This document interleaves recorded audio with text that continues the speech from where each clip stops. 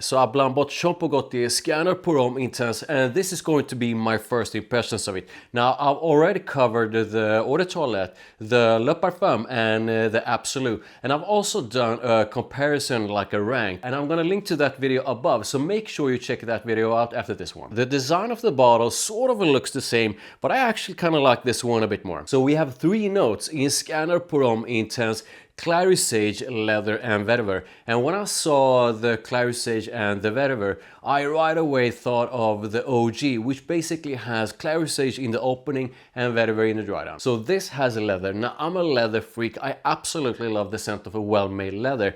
However, when I think of Jean Paul Gaultier we're doing something with leather, I'm thinking this is going to be quite a mass appealing dose of leather. But let's find out. And first up in the air.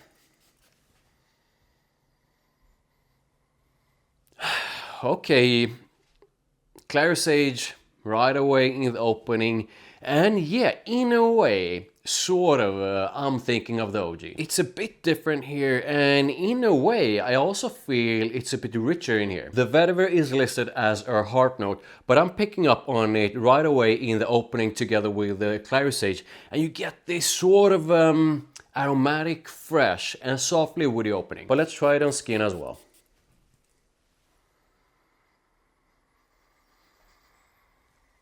Okay, on skin, the freshness of it pops a lot more. On skin, this is a lot better. So I highly recommend, if you try it out, I highly recommend trying it out on skin rather than paper. A bright and fresh dose of clary sage together with, again, like a softly woodiness. And the freshness it has in the opening feels a bit richer than just clary sage. I'm also picking up on a bit of sweetness in here, a bit of soft vanilla to it in the opening as well. And that makes me think of the tonka in the others. However, in here I do feel it's very, very soft. So either I'm wrong or something's missing from the note list. Let me know if you tried it, and also pick up on something that reminds you of the original. And like 10 minutes into the opening, I feel the aromatic freshness, the intensity of the aromatic freshness gets a lot softer. So this is still aromatic in the mids. However, I don't feel it's as bright and fresh. And the soft woodiness from the opening is now a bit stronger. So a bit woody, it's still a bit aromatic fresh, even though the aromatic freshness of it is softer. If you compare it to the opening, I still get something sort of tonka bean vanilla-ish together with a bit of sweetness. But that part is soft, but it's also that part that reminds me of the others. And you can definitely feel the leather coming through in the dry down.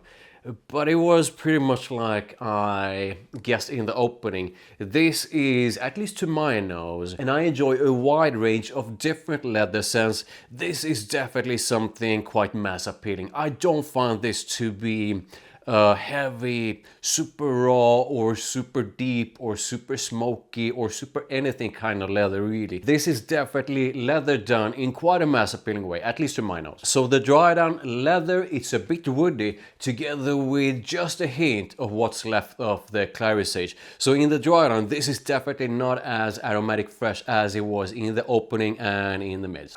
And here's the thing.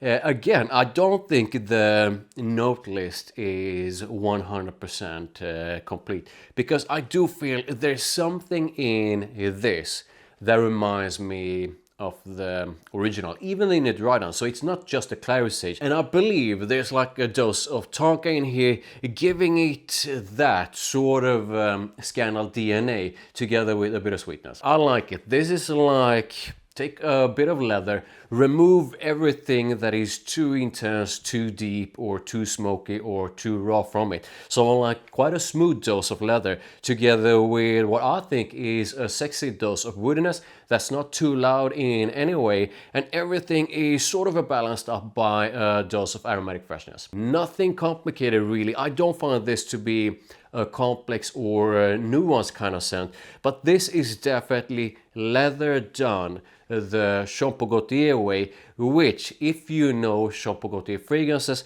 that means this is basically a sexy and mass appealing take on leather. And the more I sniff it, the more I'm sure there's something else to it than just those three notes. That Scandal DNA is in here for sure. So what are my thoughts on the vibe of Scandal Pour Homme Intense? This to me is leather done in a mass appealing and sexy way. This is definitely sexy with a hint of elegance to it. So is it a compliment getting kind of scent? Yes, I do feel it is. Even though the DNA of Scandal feels toned down in this, the leather it has is, at least to my nose, of the mass appealing kind, and I do find the dry down of it to be quite mass appealing. When it comes to performance, I really gotta wear it more, but based on how it oozes off my skin and how it stays in the air around me, I definitely feel this is above average.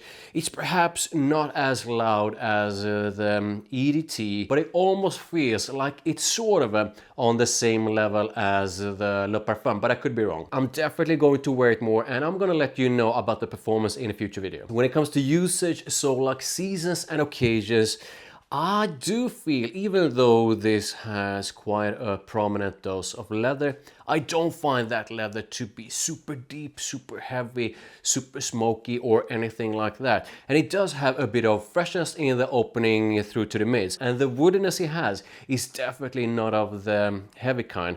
So this to me is definitely something that leans more towards fall, winter and spring and summer nights. This has a bit of aromatic freshness, but it's not a freshie, so I will probably not reach for this on super warm summer days, but I'm definitely going to try it on summer night outs. As for occasions, I do feel this leans more towards date nights, going out and special occasions. So who's Scandal Pour Homme Intense for? I feel if you expect the leather in here to be in the same sort of the same sort of a kind as Tom Ford Ombre leather or other more intensely leathery and more realistic kind of leather scents, then you will most likely be disappointed.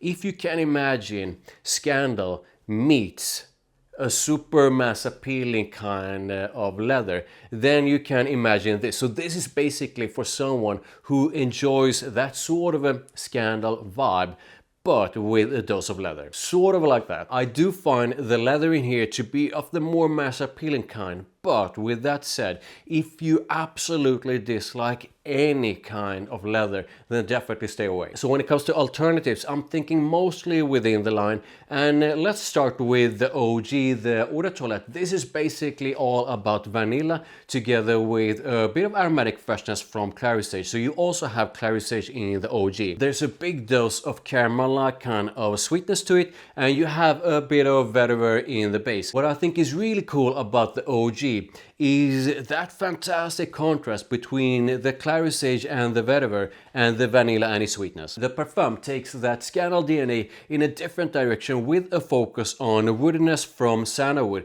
together with vanilla and a different kind of aromatic freshness. So it's woody, vanillic and aromatic, and it's definitely not as sweet as the original. So this is basically the one you go for if you want a mix of vanilla woodiness with a bit of aromatic freshness. Scandal Absolu is almost like if you took the woody side from the Le Parfum and a bit of the caramel-like kind of sweetness from the original and added a big dose of fruity sweetness. All of these three are quite different if you compare it to the new Intense, and I highly recommend to check out my Scandal comparison. But when I said earlier that I picked up on some of that sort of a Scandal DNA in the new Intense, I actually thought of the original, but the original without its intense caramel-like kind of sweetness. When it comes to alternatives outside the line, I gotta think about that one a lot more, because this is basically a toned down dose of that sort of a Scandal DNA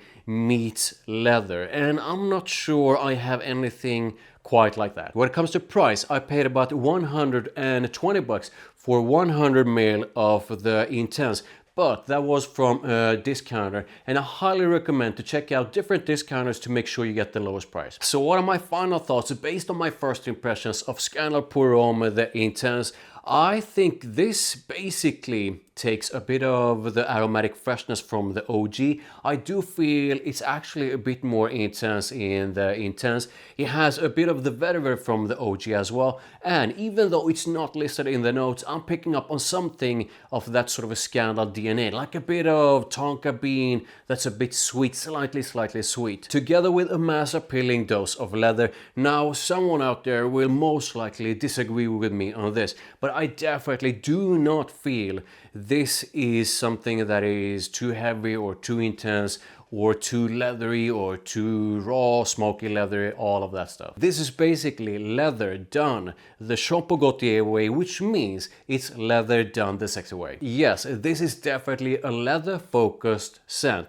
But when I smell this, I really don't think of it like that. I'm basically thinking of something that smells sexy with that Scandal DNA rather than a leather scent. I know that sounds weird, but that's sort of how I feel about it now. So basically, if you want a sexy dose of leather and if you enjoy that sort of a Scandal DNA, then this is something for you. If you absolutely dislike any kind of leather, make sure you stay away. I definitely like it.